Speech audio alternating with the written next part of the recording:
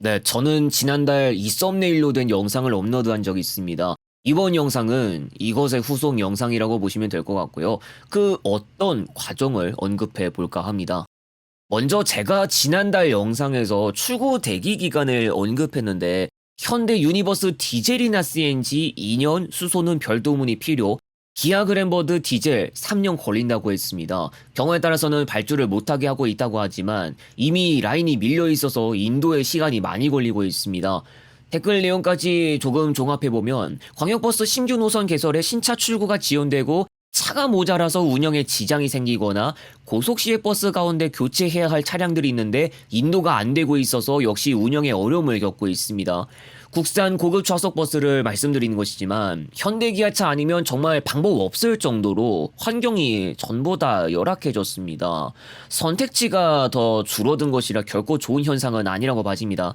순전기 버스가 우리나라 시외버스 업계에 어느 정도 도입은 됐지만 초단거리 노선이 아니면 활약하는 데가 없고요. 아직은 충전 시간이 오래 걸린다던가 충전 인프라도 주유소만큼 각 지역에 고루고루 많이 마련된 것도 아닙니다. 우리나라 우진산전의 모델 아폴로 1200이 있긴 한데 순국산은 아니고 중국산 반조리 전기 버스입니다. 이거라도 도입했으면 안 되겠냐 할 수 있는데요. 최고 속도 110km에 환경부 인증 기준으로 한 번 충전당 502km 이상 주행할 수도 있다고 하는데 고속시외버스가 초단거리뿐만 아니라 중장거리 노선도 있고 시기에 따라 담당 노선 바꿔가면서 장거리를 갔다가 중거리를 갔다가 단거리까지 갈 수도 있어서 결국 고루고루 운행해야 할 필요가 있고요. 아폴로 1200으로 장거리 운행한다고 가정할 때 예를 들어서 운행거리 380.4km인 서울 경부 부산에 들어간다면 편도 한 차례 운행하고 바로 배터리 충전해야 할 정도이고요. 차량 운행 스케줄에 왕편이 있다면 복편도 있는데 혹여나 정체 등으로 도착이 너무 늦어졌다면 도착하고 나서 얼마 아니다가 보편 운행을 하러 나가야 될 수도 있습니다. 그 사이에 배터리 충전을 충분히 하고 나오기엔 시간적으로 부족하고요. 수소버스가 희망이 되지 않겠느냐는 반응도 있는데 정부 브리핑에서 밝힌 대략적인 이야기에 따르면 수소버스는 500km 이상 주행 가능하고 한 번 충전에 15분에서 20분 소요됩니다. 국내 코치형 가운데 유니버스 수소버스가 있고 이게 호남고속이라는 운수사에서도 조금 도입되었지만 역시 단거리 아니면 운행하지 않고 있습니다. 또 아직은 전장 11.7m 엘레강스 트림 기반만 있어서 트림 선택지는 극히 제한됩니다. 요즘 세대 기준으로 프라임 이상 트림이 좀 더 자주 다니는 걸 생각하면 될 것 같은데 우등이 많은 비율을 차지하고 또 그 등급으로 운행해야 한다 치면 전장 12m는 되어야 좌석 간격부터 좀 충분해진다고 볼 수 있겠죠. 공항버스에서도 유니버스 수소버스가 쓰이긴 합니다만 좌석수 25개밖에 안 되어서 조금 모자란 감도 있습니다. 트림 확장이 필요해 보이는데 곧 전장 12m급 수소버스도 나올 것이라고 하니까요. 그때 가서 보도록 하고요. 하지만 이건 순전기나 수소버스에 대한 이야기지 디젤과 같은 내연기관 쪽까지 폭넓게 충분히 대변할 수 있는 건 아닙니다. 과정에 대해선 역시나 대우버스에 대해서 말을 안 하고 갈 수가 없습니다. 지금은 2025년이니까 2020년대에 해당합니다. 대우버스가 FX 시리즈와 같은 디젤과 CNG 고급 좌석 버스도 내놨는데요.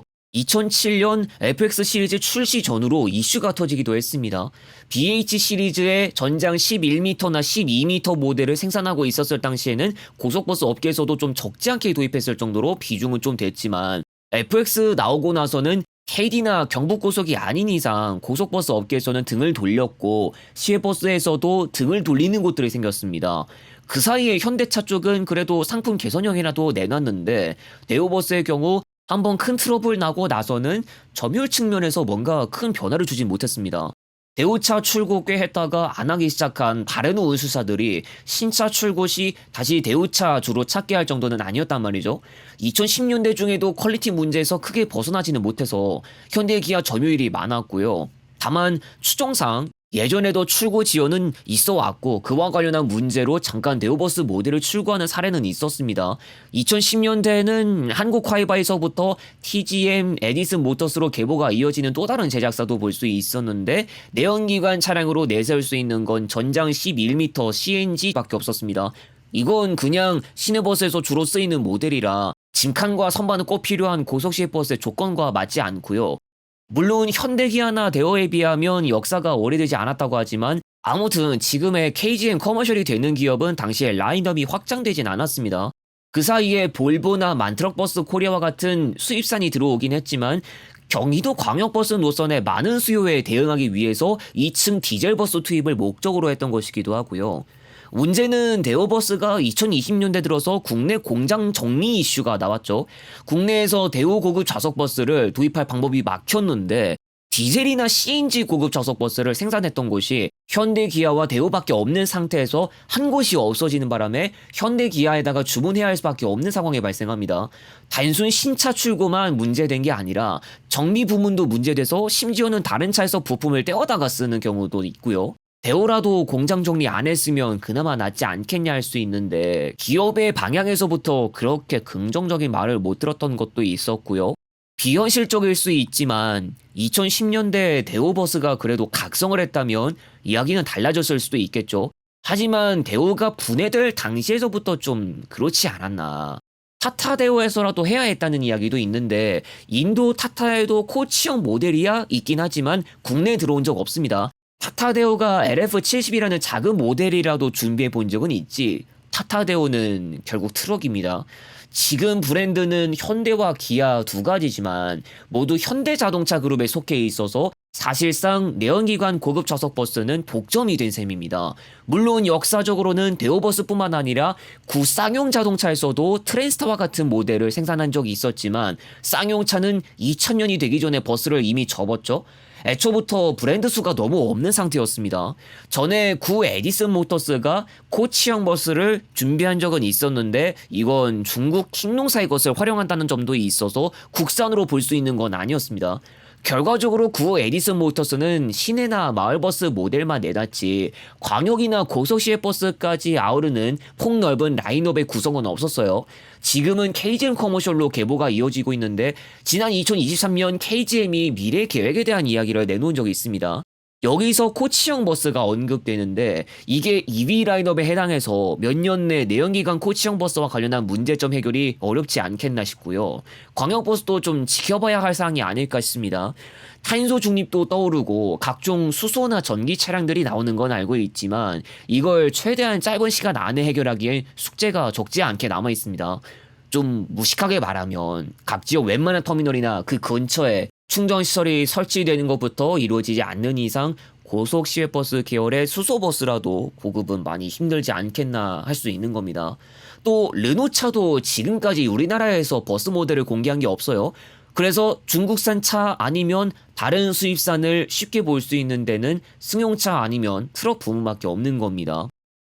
버스가 트럭과 함께 상용차 부분에 포함되어 있는데 수입해야 된다는 반응도 있습니다. 수입이야 2020년대에도 이루어지긴 했는데 여러 마리 오갔던 중국산 EV도 있습니다. 시내나 마을버스에서 종종 볼 수 있는 중국산이긴 한데 말씀드렸듯 일단 전기버스 라인업은 시외 단거리 노선 아니면 잘 활약하지 못합니다.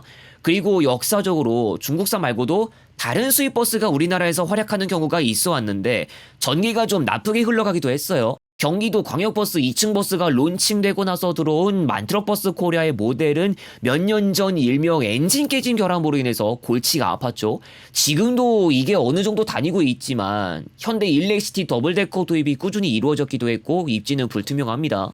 좀 오래되긴 했지만 2000년대 서울시내버스에서도 다닌 적이 있던 200호사의 CNG 굴절 저상버스도 문제가 있었는데 2월에 공개했던 에피소드에서도 이야기했던 것이지만 버스 회사의 정비사도 어떻게 고쳐야 할지 몰라서 수입회사 쪽에게 맡겨야 했던 적이 있어요.